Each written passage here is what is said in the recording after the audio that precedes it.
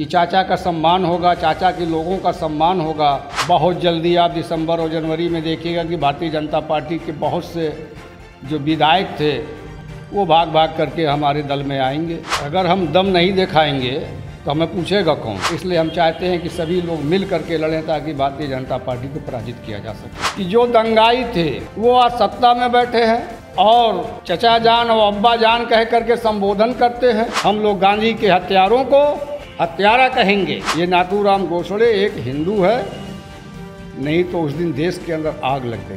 प्रगतिशील समाजवादी पार्टी भाजपा को हराने के लिए हर स्तर से तैयार है, उसको सीट की कोई चिंता नहीं। नमस्कार, उत्कर्ष पत्रिका देख रहे हैं आप और मैं हूं आपके साथ वैभव सिंह।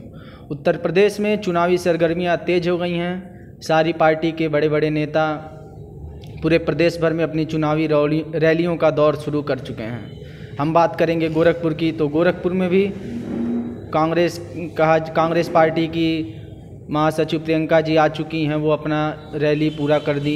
निषाद पार्टी के अध्यक्ष संजय निषाद आ चुके हैं, उन्होंने भी अपनी रैली और अपना दमखम दिखाया। और भाजपा की बात करें तो भाजपा तो यहाँ मुख्यमंत्री का शहर गोरखपुर है ही है और भाजपा भी अपना दमखम दिखा रही है। और आगामी 13 तारीख को अखिलेश यादव की चुनावी यात्रा यहाँ पहुँचने वाली है। उससे पहले 11 तारीख को पूर्व समाजवादी पार्टी के पूर्व नेता और अखिलेश यादव के चाचा शिवपाल यादव, जो कि प्रगतिशील समाजवादी पार्टी के अध्यक्ष हैं, वो 11 तारीख को भी अपना रैली गोरखपुर के चंपा देवी पार्क में करने वाले हैं और अपना दमखम दिखाने वाले हैं। तो हमारे साथ हैं इस समय प्रगतिशील समाजवादी पार्टी के महानगर अध्यक्ष। उनसे हम बात करेंगे और जानेंगे कि 11 तारीख को शिवपाल यादव का जो कार्यक्रम होने वाला है उसको लेकर क्या कुछ तैयारियां हैं। बहुत स्वागत है सर आपका उत्कर्ष पत्रिका में। धन्यवाद। ये बताइए, 11 तारीख को पूर्व कैबिनेट मंत्री और आपकी पार्टी के राष्ट्रीय अध्यक्ष शिवपाल यादव का यहाँ कार्यक्रम होने वाला है और हम देख सकते हैं कि हमने देखा कार्यक्रम स्थल पे भी हम गए थे, हमने वहाँ भी देखा कि जो आप लोगों के कार्यकर्ता हैं वो तैयारियाँ शुरू कर चुके हैं। तो ये बताइए सर, क्या कुछ तैयारियाँ हैं और आप लोगों को क्या कुछ निर्देश दिया गया है अपनी पार्टी के तरफ से, और जो कार्यक्रम है उसको लेकर क्या तैयारियां हैं? प्रगतिशील समाजवादी पार्टी के राष्ट्रीय अध्यक्ष माननीय शिवपाल यादव जी मथुरा से परिवर्तन रथ यात्रा शुरू किए हैं और जिसका समापन अयोध्या में होगा। ये कई चरणों में चला है और लगातार प्रगतिशील समाजवादी पार्टी की रथ यात्रा निकल रही है और आगामी 22 में बगैर प्रगतिशील समाजवादी पार्टी के सहयोग से सरकार नहीं बनने वाली है। ऐसे में अन्य दलों को सोचना पड़ रहा है और 11 तारीख की जो हमारी जनसभा चंपा देवी पार्क में होगी वो एक ऐतिहासिक जनसभा होगी। उस ऐतिहासिक जनसभा में तमाम गांव से शहरों से लोग आ रहे हैं और सहयोग दे रहे हैं और रैली को सफल कराने के लिए जिला अध्यक्ष, महानगर कमेटी सारे लोग जुट गए हैं और कार्यक्रम हमारा बहुत सफल होगा। आपने आरोप लगाया कि जो आपराधिक गतिविधियां हैं वो इस सरकार में बढ़ चुकी हैं और आपने बीच में एक बात कही कि हमारी अन्य कई दलों से भी बात चल रही है और अखिलेश यादव जी से भी बात चल रही है। तो ये दोनों सवाल हम आपसे लेंगे और पहले तो ये कहेंगे कि अन्य दलों से बात चल रही है, तो आपकी बात ओम प्रकाश राजभर से चल रही थी और बीच में खबरें आई थी कि असदुद्दीन ओवैसी से भी आप लोगों की बात चल रही है। लेकिन ओम प्रकाश राजभर तो अकेले ही जो है समाजवादी पार्टी के साथ गठबंधन कर लेते हैं और आप लोग का साथ छोड़ देते हैं। ओवैसी के साथ आना जाना कुछ अभी उस पर फाइनल डिसीजन हो नहीं पा रहा है। और हम सबसे अहम बात करेंगे अखिलेश यादव की। तो आपके पार्टी के राष्ट्रीय अध्यक्ष शिवपाल यादव तो खुले मंच से और मीडिया में कई बार ये बात बोल चुके हैं कि हम फ़ोन लगाते हैं तो फ़ोन नहीं उठता है, हमको मिलने के लिए समय नहीं दिया जाता है और कुछ फाइनल डिसीजन समाजवादी पार्टी की तरफ से लिया नहीं जा रहा है कि वो हमारे साथ मिल के चुनाव लड़ेंगे या नहीं। तो इस पर आप क्या कहेंगे? परिस्थितियाँ पहले ऐसी ही थी, लेकिन जब से हमारा परिवर्तन रथ यात्रा निकला है, अपार जनसमूह उम्र के जो आ रहा है, इसे सभी पार्टियां समझौता करने पर मजबूर हो गई हैं और अखिलेश यादव जी ने भी ऐलान किया है, टीवी और पेपर में भी आ चुका है कि चाचा का सम्मान होगा, चाचा के लोगों का सम्मान होगा और उनके दल से भी हमारा समझौता होगा। चाचा का सम्मान होगा, चाचा के लोगों का सम्मान होगा। तो हम 11 को आपका जो रथ यात्रा है वो गोरखपुर पहुंचेगा और उसके 2 दिन बाद 13 तारीख को अखिलेश यादव की जो रथ यात्रा है पूर्वांचल में वो प्रवेश कर जाएगी। तीसरे चरण में उनकी रथ यात्रा पूर्वांचल में प्रवेश कर जाएगी और 13, 14 और 15 तक हमारी जानकारी के अनुसार वो गोरखपुर से कुशीनगर के लिए प्रस्थान करेंगे। तो आखिर जब सम्मान ही करना है और साथ में मिलकर चुनाव ही लड़ना है तो क्यों अलग अलग अपना प्रदर्शन लोग कर रहे हैं और क्यों साथ में अभी तक कोई एक गठबंधन को स्वीकृति नहीं दे रहे हैं? क्योंकि आपके राष्ट्रीय अध्यक्ष ने यहाँ तक भी कहा कि अगर समाजवादी पार्टी के साथ हमारी बात होती है, गठबंधन की कोई परिस्थिति बनती है तो हम बिना किसी शर्त के गठबंधन कर लेंगे। मतलब कोई शर्त नहीं है, बस समाजवादी पार्टी साथ है। फिर भी सपा अभी अपना रुख साफ नहीं कर रही है। स्थितियाँ स्पष्ट हो चुकी हैं, लेकिन कुछ बातें हैं जो अभी पर्दे के पीछे है।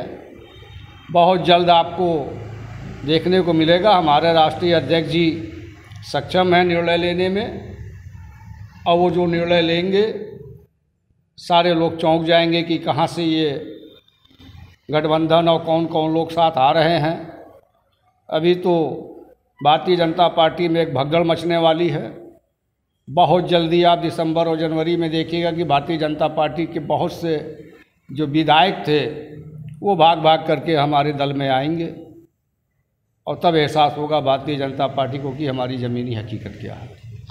अच्छा, ये बताइए कि आप कह रहे हैं भगदड़ मचने वाली है, ठीक, लेकिन सपा का एक अलग अपना प्रदर्शन दमखम दिखाना और प्रगतिशील समाजवादी पार्टी का अलग दमखम दिखाना, ये कहीं ना कहीं आप दोनों के लिए नुकसानदेह साबित हो जाएगा। क्योंकि जो कार्यकर्ता हैं तो कहीं ना कहीं सपा और प्रसपा के जो कार्यकर्ता हैं वो पुराने समय में तो एक ही साथ एक ही झंडा लेके चलने वाले लोग थे। अब कुछ विषम परिस्थितियां बनी कि लोगों ने अपना अपना रुख अलग कर लिया।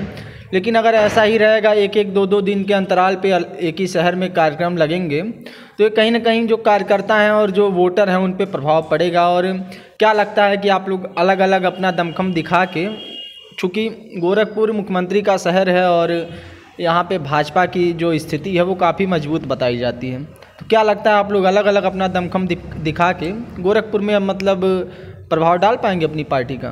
अगर हम दम नहीं दिखाएंगे तो हमें पूछेगा कौन? अगर हमें कमज़ोर आप समझिएगा तो आप हमसे क्यों समझौता करिएगा? जब हम अपना दम दिखाएंगे, और हमारी तो अक्टूबर से रथ यात्रा निकली है, मथुरा से निकली है, और हम अकेले लड़ने में सक्षम हैं। तो जब हम अकेले लड़ने के लिए सक्षम थे तब घबरा करके इन लोगों ने देखा कि जब ज़मीनी हकीकत कुछ और है तब ये लोग समझौते के ऊपर तैयार हुए हैं।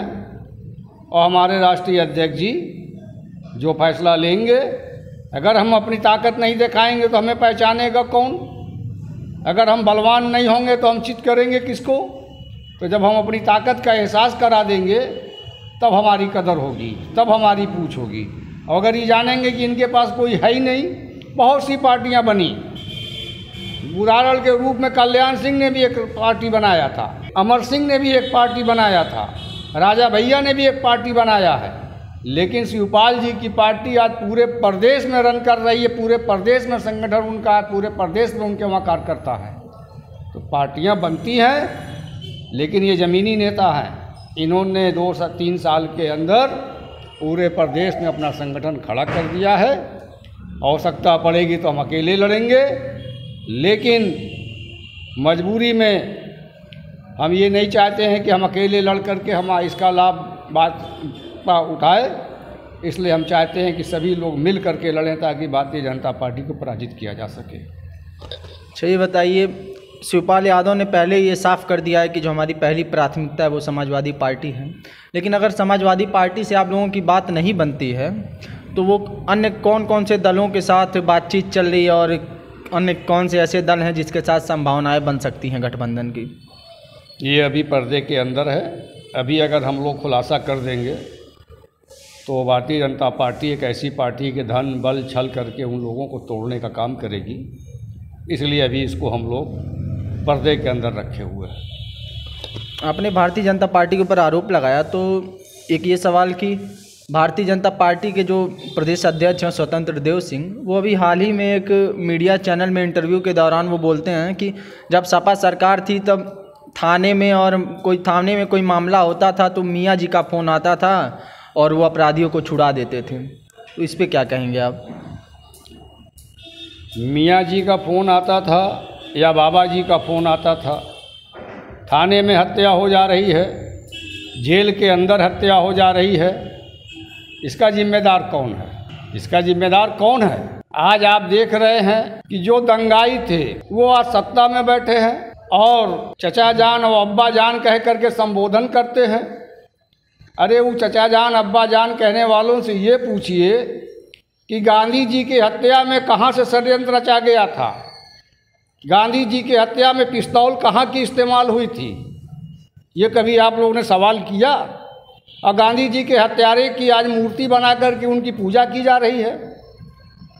हम लोग गांधी के मानने वाले हैं, संविधान के मानने वाले हैं, हम लोग गांधी के हत्यारों को हत्यारा कहेंगे।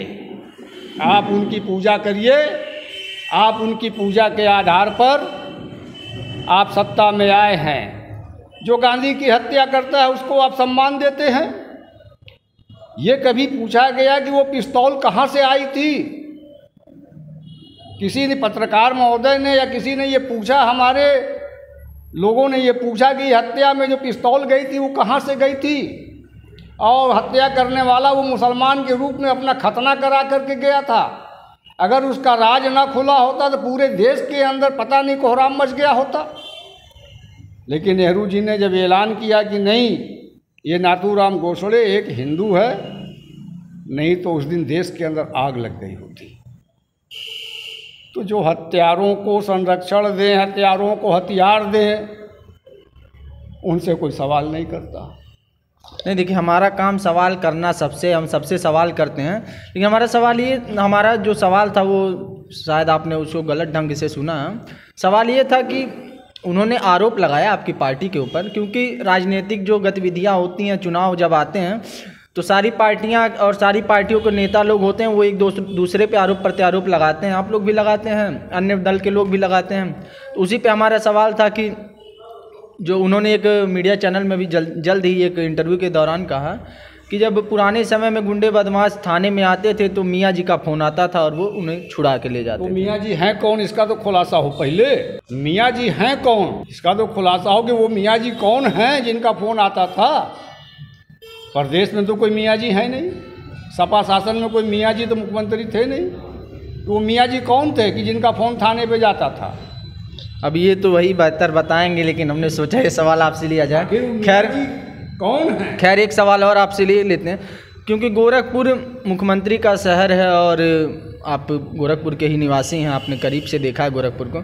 ये बताइए कि 4.5 साल लगभग बीत चुके हैं और चुनाव सर पे है, चुनाव नज़दीक हैं, सारी पार्टियां चुनाव में अपना दमखम दिखा रही हैं, तैयारियों में जुट गए। ये बताइए 4.5 साल का जो काम है वो प्रदेश में और गोरखपुर में जो भारतीय जनता पार्टी का काम है, क्योंकि आप विपक्ष हैं, आपका आरोप लगाना एक जाहिर सी बात है, आप लोग आरोप प्रत्यारोप विपक्ष के लोग लगाते हैं, लेकिन जो काम है उसको आप किस नज़र से देखते हैं? काम ठीक ठाक हुआ है और क्या कुछ मुद्दे होने वाले हैं इस आगामी चुनाव में? भाई, काम क्या हुआ है? जो पिछली सरकारों का काम था, मेट्रो अखिलेश जी ने दिया, एम्स के लिए ज़मीन अखिलेश जी ने दिया,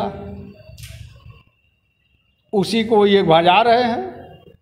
पूर्वांचल एक्सप्रेस अखिलेश जी की देन है। आजमगढ़ गोरखपुर वाराणसी 4 लेन अखिलेश जी की देन है। ये कोई नया काम बतावें? ये तो पुराने कामों का ढिंढोरा पीट रहे हैं। देखिए, ये आरोप तो अखिलेश जी और आप लोगों की जो पार्टी है, समाजवादी पार्टी और प्रगतिशील समाजवादी पार्टी, लगाते रहते हैं। खैर, नहीं, ठीक है। खैर, एक ये सवाल है कि सर, अगर अखिलेश यादव और शिवपाल यादव का गठबंधन होता है, आप दोनों की पार्टी साथ में लड़ती है, तो आप लोगों के क्या कुछ मुद्दे होने वाले हैं इस चुनाव में? ये पार्टी का निर्णय होगा। जो पार्टी निर्णय देगी, हम लोग पार्टी के साथ हैं। समझौता होगा, किस दल से होगा, जो हमारे राष्ट्रीय अध्यक्ष जी फैसला लेंगे। आपकी प्राथमिकता में कितनी सीटें हैं? अगर समझौता होता है तो प्रगतिशील समाजवादी पार्टी को कितनी सीटें चाहिए और कितनी सीटों पर वो मजबूती के साथ चुनाव लड़ेगी? प्रगतिशील समाजवादी पार्टी भाजपा को हराने के लिए हर स्तर से तैयार है, उसको सीट की कोई चिंता नहीं। भारतीय जनता पार्टी को हराने के लिए जो तालमेल बनेगा, हम सीट के लिए नहीं लड़ रहे हैं, हम भारतीय जनता पार्टी और सांप्रदायिक शक्तियों को हराने के लिए लड़ रहे हैं, इसलिए एक मंच पे आ रहे हैं। ठीक है सर, बहुत धन्यवाद हमसे बात करने के लिए। तो देखा आपने, ये थे हमारे साथ प्रगतिशील समाजवादी पार्टी के महानगर अध्यक्ष हाजी तव्वर हुसैन जी। इन्होंने हमसे बात की और सभी सवालों का बड़े बेबाकी से जवाब दिया। इन्होंने बताया कि इनकी पार्टी का जो मुख्य उद्देश्य है वो भाजपा को हराना है और सीटों को लेकर कहीं कुछ मनमुटाव और कुछ विशेष वो नहीं है। बस ये है कि ये किसी भी तरह से किसी भी दल से समझौता कर लेंगे, लेकिन भारतीय जनता पार्टी को सत्ता से बेदखल करना है। अब देखना दिलचस्प होगा कि आने वाले इस चुनाव में क्या रिजल्ट आते हैं, क्या नतीजे आते हैं और जो प्रगतिशील समाजवादी पार्टी की सोच है वो किस हद तक जनता उसे स्वीकारती है। देश और दुनिया की तमाम बड़ी खबरों के लिए हमारे साथ बने रहें। कैमरामैन सुमित के साथ मैं वैभव सिंह, उत्कर्ष पत्रिका।